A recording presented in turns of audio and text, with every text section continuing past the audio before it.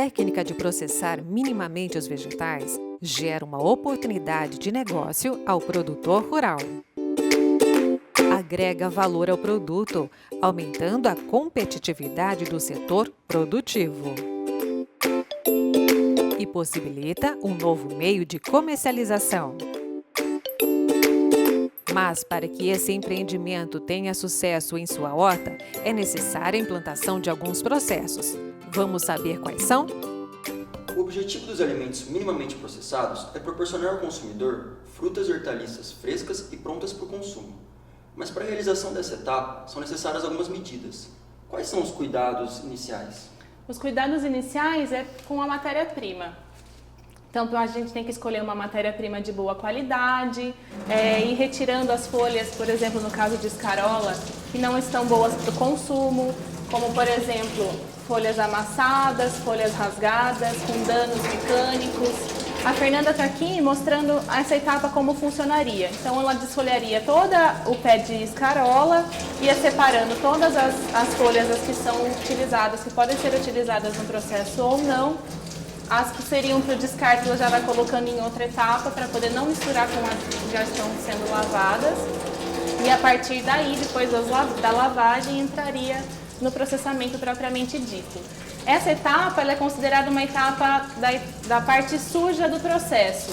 Então aqui não é necessário utilizar luvas, porque ela está manuseando a água. A luva vai acabar prejudicando essa etapa, às vezes até danificando o produto. Então essa etapa ela poderia fazer simplesmente paramentada sem a luva, assim, com touca, máscara, mas não necessariamente com a luva. O método de processar o alimento vem crescendo a cada ano, devido ao interesse da população por alimentos práticos, frescos, de fácil preparo e prontos para serem consumidos. Outra vantagem é que pode ser encontrado desde a feira livre até o hipermercado, mas até chegar à mesa do consumidor, confira os cuidados que esses produtos modificados exigem. Natália, se fosse utilizada outra matéria-prima, como seria feita essa lavagem? Cada lavagem depende da matéria-prima realmente. Então, no caso de utilizar matérias-primas que têm uma casca um pouco mais rígida ou que tem uma terra mais aderida à casca, seria interessante utilizar uma escovinha para auxiliar na retirada dessas impurezas, como a Fernanda aqui está demonstrando com as beterrabas, né?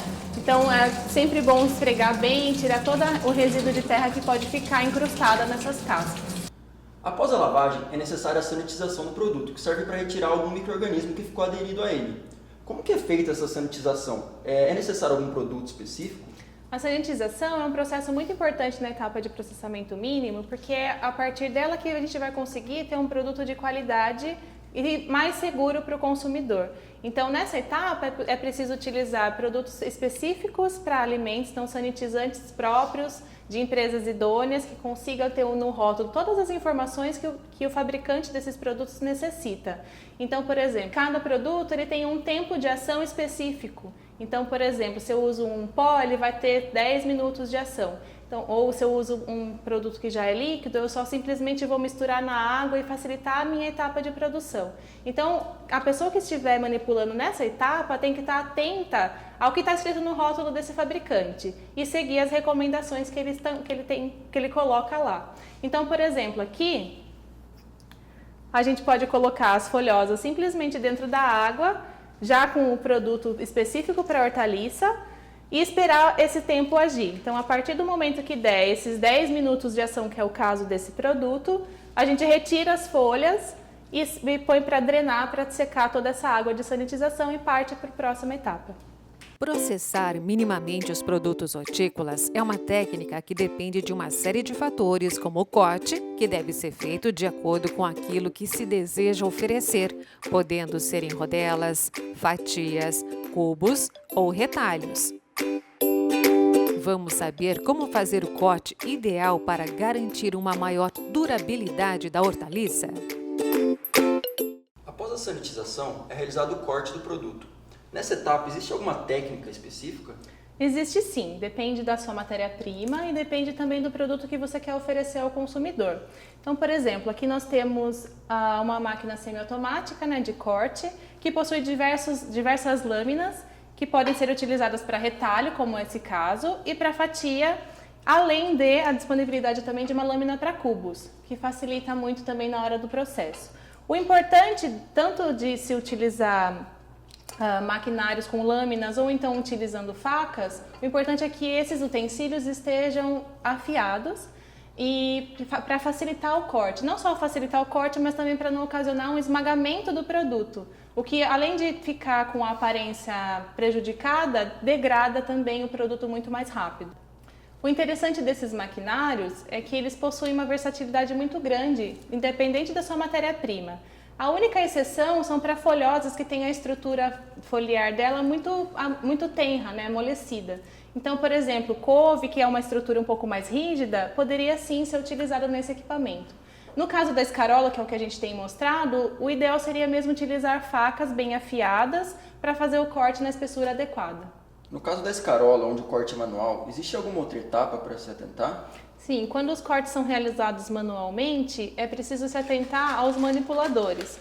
Então é preciso que eles sejam pessoas treinadas para efetuar esses cortes e que eles façam o corte adequado para se apresentar o produto. Além disso, é importante o uso de luvas, de avental descartável, de máscara e toucas para evitar uma contaminação desses produtos, o que vai assegurar um produto de qualidade até o final da etapa. No caso de um outro produto, de outra matéria-prima que utilizaria um cortador semi-automatizado, como é o caso da beterraba, nós já colocamos uma lâmina utilizada para ralar, né, que se corta em retalho, que o retalho é o corte que o consumidor mais procura nos supermercados, né? Então vamos exemplificar.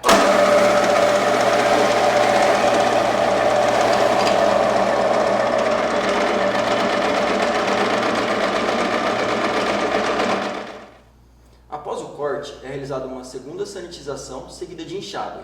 A Natália vai explicar como são feitas essas etapas. Algumas coisas que tem que se atentar a essa etapa é que o produto fique submerso na água de sanitização. Ela é realizada com o mesmo produto que realizamos a primeira sanitização, seguindo as mesmas recomendações do fabricante, então pelo mesmo tempo que o fabricante recomenda também. Após a etapa de sanitização, após dar o tempo dos minutos necessários para que esse produto esteja sanitizado, é realizado um enxágue. Uma coisa de se atentar também é a questão do número de vezes que eu posso utilizar essa água. No caso de produtos como as folhosas, que não soltam tanto pigmentos na água, eu posso utilizar essa água de sanitização por até 3 vezes. No caso de beterraba, como ela solta muita betalaína nessa água, muito pigmento, essa água deve ser utilizada apenas 2 vezes para não prejudicar a eficiência do cloro ou do outro produto de sanitização. Bom, após o enxágue, no caso a beterraba, ela vai passar por uma drenagem onde toda essa água vai ser retirada. Para facilitar essa etapa, é possível utilizar centrífugas. Hoje é fácil de ser encontrado as centrífugas utilizadas em indústrias de alimentos, que facilita a retirada dessa água e deixa o processo mais eficiente. Após a centrifugação, o produto vai para as embalagens ser pesado na medida que o produtor queira colocar para o consumidor e depois colocado em armazenamento. Os vegetais minimamente processados não requerem preparo significativo do consumidor em relação à limpeza, lavagem ou corte. Mas para que esse vegetal seja uma boa fonte de vitaminas, minerais e fibras indispensáveis para a nossa saúde, as embalagens, o armazenamento e o transporte desses produtos devem ser apropriados. Quais tipos de embalagens podem ser utilizadas para as hortaliças minimamente processadas? Hoje no mercado é possível encontrar produtos vendidos em diversas embalagens, tanto em materiais rígidos, plásticos flexíveis, bandejas de isopor envolvidas com PVC. O que você tem que levar em consideração é que o produto que está aqui dentro embalado, ele continua vivo. Então ele continua respirando, tem uma taxa de produção de etileno dependendo do produto. Então o plástico que for utilizado, o material que for utilizado para embalar esses produtos, ele deve ser compatível com a respiração e com a produção de etileno desses produtos.